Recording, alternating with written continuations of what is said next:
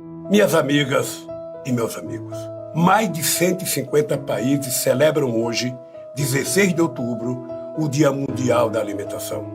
Data criada para conscientizar a opinião pública para a tragédia da desnutrição e da fome. Temos que comemorar também a recente concessão do Prêmio Nobel da Paz ao Programa Mundial de Alimentação da ONU.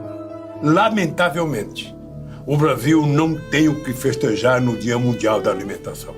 Ao contrário, vivemos dias muito difíceis. Em meio a uma pandemia que já ceifou 150 mil vidas, os preços dos principais alimentos dispararam. O arroz subiu quase 20% desde o início do ano. O feijão, quase 30%. E o leite, mais de 20%. Alguns produtos de primeira necessidade desapareceram do supermercado. Tudo indica que os preços continuarão subindo nos próximos meses. É a face mais cruel do terrível fantasma da fome rondando de novo os lares de milhões e milhões de brasileiros. Há poucos dias, o IBGE divulgou os números de 2018 sobre a insegurança alimentar no Brasil. Eles confirmaram o que os brasileiros já sabiam. Os casos de pessoas com fome voltaram a subir fortemente. Mais de 10 milhões de brasileiros e brasileiras, inclusive crianças, estão passando fome. 6 anos atrás, o Brasil conquistava o respeito e a admiração mundial ao ser declarado fora do mapa da fome da ONU.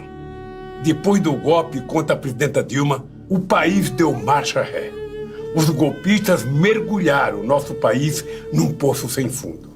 Não são números do PT, são números da ONU. É inaceitável que no Brasil tantos homens e mulheres e crianças não tenham o que comer. Afinal, somos um dos maiores produtores de alimentos do mundo. Este ano, a safra de grãos deve bater novo recorde, 257 milhões de toneladas. Ou seja, produzimos mais de 1 tonelada por habitante, o suficiente para que cada brasileiro tivesse acesso a 3 quilos de grãos por dia. O agro pode ser pop, como diz os caríssimos anúncios na televisão, mas não resolve o problema da fome. Repito, mais de 10 milhões de brasileiros não têm o que comer. Isso sem falar nos 74 milhões que estão, segundo técnicos, em situação de insegurança alimentar média ou leve. Na mesa do pobre, porém, a fome não tem nada de média ou leve. Na vida real, é quando a mãe e o pai não comem para alimentar as crianças, ou quando a família sacrifica a qualidade do que come para que todos possam comer. Como conviver com tamanha crueldade? Meus amigos e minhas amigas, por muito tempo, décadas e séculos, a fome foi tratada como parte integrante da vida dos pobres no Brasil. Parecia algo inevitável, como o calor e o frio, a seca e a chuva. Aceitava-se como normal que crianças morressem por não ter o que comer. Que famílias inteiras fossem dormir sem terem comido nada o dia inteiro. E que acordassem no dia seguinte sem saber se comeria ou não. Não havia como evitar que uma mãe faminta fosse obrigada a dividir um único ovo entre os filhos. Saber que a humanidade produz mais alimento do que consome significa afirmar que a fome não é um problema causado pela natureza. A fome é o resultado da irresponsabilidade e da insensibilidade de governantes que não têm interesse em enfrentar e curar essa chaga. Eu não me canso de repetir que a fome é a arma de destruição em massa mais poderosa e perigosa que qualquer outra que o homem tenha inventado. A fome não mata soldado no campo de batalha, não mata inimigos, não mata terroristas, ela mata crianças inocentes. Graças a Josué de Castro, começamos a entender que a fome não é um fenômeno natural, que a fome é um problema político, que acabar com a fome só será possível com uma justa distribuição da riqueza que é produzida por todos. Foi preciso que chegasse à presidenta da República alguém que conheceu a fome na própria pele para dizer basta e mostrar que era e continua sendo possível dizer não a essa indignidade. O meu primeiro compromisso como presidente foi acabar com a fome no Brasil. Está lá, no meu discurso de posse, para quem quiser ver. Se, ao final do meu mandato, todos os brasileiros tiverem a possibilidade de tomar café da manhã, almoçar e jantar, terei cumprido a missão da minha vida. Deixei o governo em 2010 com a certeza da missão cumprida. Em apenas 10 anos, entre 2003 e 2013, retiramos nada menos que 40 milhões de brasileiros da pobreza extrema e acabamos com a fome no Brasil. Enfrentar a fome de peito aberto foi possível graças à implantação de uma política eficiente de segurança alimentar. Aplicamos políticas públicas de transferência de renda, como o Bolsa Família. Em 13 anos, concedemos aumentos reais no salário mínimo. Geramos milhões de empregos com carteira assinada e direitos trabalhistas garantidos aos trabalhadores. Em apenas 4 anos, destruíram tudo o que fizemos. É importante lembrar que os números do IBGE, a que me referi antes, são de 2017 e 2018. Portanto, é mentira dizer que o coronavírus seja responsável pelo absurdo crescimento da fome nesse período. A tragédia alimentar que vivemos hoje foi provocada basicamente pelo desmonte do Estado e pelo esvaziamento ou abandono das políticas públicas de inclusão social após o golpe. Depois do golpe de 2016, o combate à miséria e à fome deixou de ser prioridade. Intoxicado pela crença de que o Estado não tem qualquer papel a cumprir na economia, a não ser garantir lucros ao setor financeiro e enriquecer ainda mais os milionários, os governos, depois da Dilma,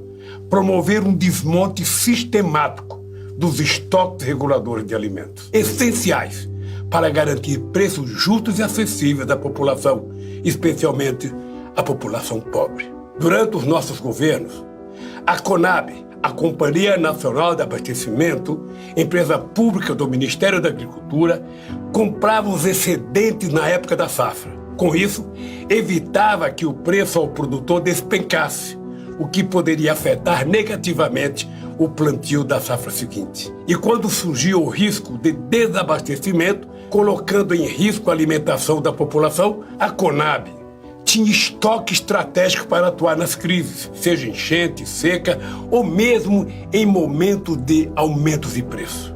Com isso, nós impedíamos a ação dos atravessadores e especuladores e garantíamos o poder de compra da nossa população.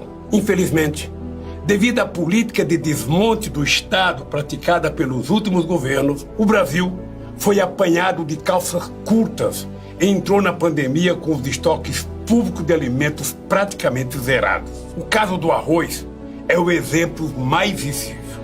Em 2010, a CONAB armazenou quase 1 milhão de toneladas do grão. Neste ano de 2020, o estoque ficou reduzido a apenas 21 mil toneladas, o que não garante nem um dia de consumo. O feijão, outro produto básico da mesa dos brasileiros, deixou de ter estoques reguladores há 3 anos. Desmantelaram os estoques públicos e desmontaram os principais programas de incentivo à agricultura familiar, responsável pela produção de grande parte dos alimentos que vão à mesa dos brasileiros. A destruição da estrutura alimentar não parou aí. O Programa de Aquisição de Alimentos, inovação brasileira adotada mais tarde em quase todos os países da América Latina, chegou a investir 1 bilhão e 200 milhões de reais na compra de alimentos da agricultura familiar, beneficiando de um lado os produtores e de outro lado a população vulnerável. Na proposta orçamentária para o ano que vem, este valor vai sofrer uma redução de 90%, caindo para 100 milhões de reais. Um dos primeiros atos do atual presidente foi fechar, no dia da sua posse, o Conselho Nacional de Segurança Alimentar, o CONSEA. O resultado não poderia ser outro. A fome voltou a crescer no país. Minhas amigas e meus amigos, o aumento da fome no Brasil, em grande medida, é resultado do gravíssimo quadro do desemprego. Só este ano, entre os meses de maio e agosto, quase 4 milhões de trabalhadores e trabalhadoras perderam seus empregos. O Brasil tem hoje 13 milhões de desempregados, a maioria jovens, pobres e também de classe média. Outros 17 milhões pararam de procurar emprego por causa da pandemia ou porque perderam a esperança de conseguir trabalho, qualquer que fosse o trabalho. A massa salarial, o bolo de dinheiro que paga todos os salários no país, caiu 15% em um ano. Enquanto isso, 40 bilionários brasileiros aumentaram suas fortunas em 170 bilhões de reais. Os pobres estão cada vez mais pobres e os ricos cada vez mais ricos. O resultado dessa arquitetura da destruição é que a economia brasileira mergulhou na maior recessão da sua história. Dentro desse quadro dramático, Bolsonaro disparou um tiro de misericórdia contra os pobres e reduziu pela metade o valor do auxílio emergencial, de 600 para 300 reais. Além de excluir um grande número de beneficiários do programa, e já avisou, o auxílio emergencial acaba em dezembro, mesmo que a pandemia continue. Por isso é imperioso manter o auxílio emergencial de 600 reais enquanto durar a pandemia.